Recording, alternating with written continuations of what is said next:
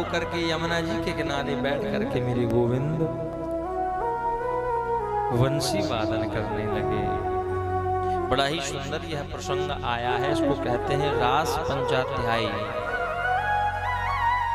भगवान ने उन ब्रजांगनाओं के, इन गोपियों के मनोरथ को पूर्ण करने के लिए भगवान ने महारास किया। कई लोग तर्क करते हैं भगवान ने रास किया, भगवान की लीला में कोई तर्क नहीं होता। भगवान ने जब उन गोपियां, ये गोपियां कौन हैं? कई लोग तर्क करते हैं हजारों स्त्रियां और एक कृष्ण, और उन गोपियों के साथ, उन स्त्रियों के साथ गोविंद ने शरद पूर्णिमा की रात्रि के समय निधिवन में रास किया। ये गोपियां कौन है? कौन है ये गोपियां? क्या कोई स्त्री गोपी है? कौन है गोपियां? कोई स्त्री गोपी है? बोले ना। तो कौन है गोपी?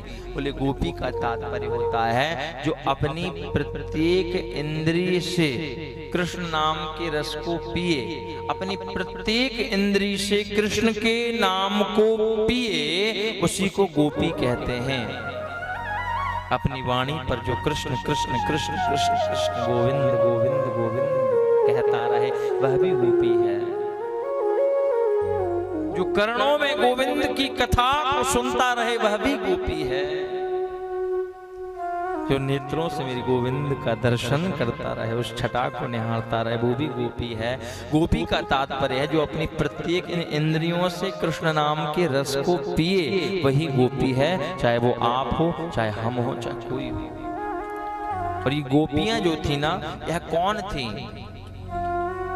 बोले जब रामावतार में भगवान राम जी वनवास को गए थे, तो कुछ संत महात्मा राम जी का दर्शन करते और राम जी का dर्शन करके मन में ऐसी आकांक्षा, ऐसी अभिलाषा रखते कि राम जी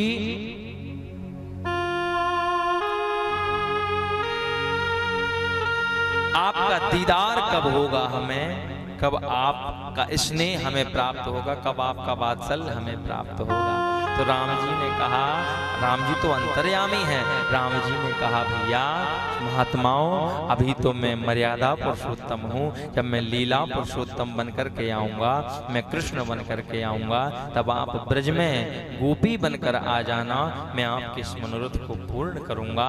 वही ब्रज के संत गोपी बन गए, वही संत ब्रज में गोपी बनकर के आ गए हैं और भगवान ने उनकी मनोरथ को पूर्ण किया है। वही संत गोपी बने।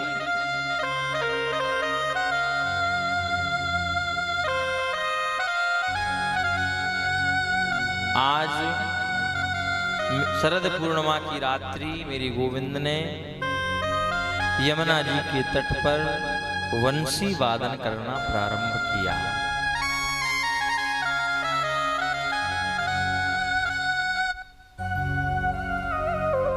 वंशी वादन करना प्रारंभ किया मेरे गोविंद ने, और ऐसी सुंदर मधुर वंशी बजाई, बांसुरी बजाई। ये वंशी क्या है? ब्रज में जब भगवान प्रकट हुए ना, तो ब्रज में जब भगवान प्रकट हुए तो भगवान की लीला में भाग लेने के लिए सब देवता ललाहित हो रहे थे कि हमें भी भगवान की लीला में कुछ भाग मिले, हमें भी भगवान की लीला में कुछ भाग मिले, हमें भी भगवान की लीला में भाग लेने का मौका मिले। तो सब देवता मन में ललाहित थे। तो कुछ देवता तो गोपी बन करके आ गए थे। एक उन देवताओं में से एक भोले बाबा भी थे, भोलेनाथ भी गोपी बन करके आए थे भगवान के रास में, और आज भी वो वृंदावन में विराजमान हो गए, गोपेश्वर महादेव के नाम से विराजमान है। आज भी उनका श्रृंगार होता है, गोपियों की तरह श्रृंगार होता है। भगवान गोपेश्वर महादेव की पिंडी विराजमान है, शिवलिंग विराजमान है, उनका पूरा जो श्रृंगार होता है वह गोपियों की तरह होता है। और आज भी उस मंदिर के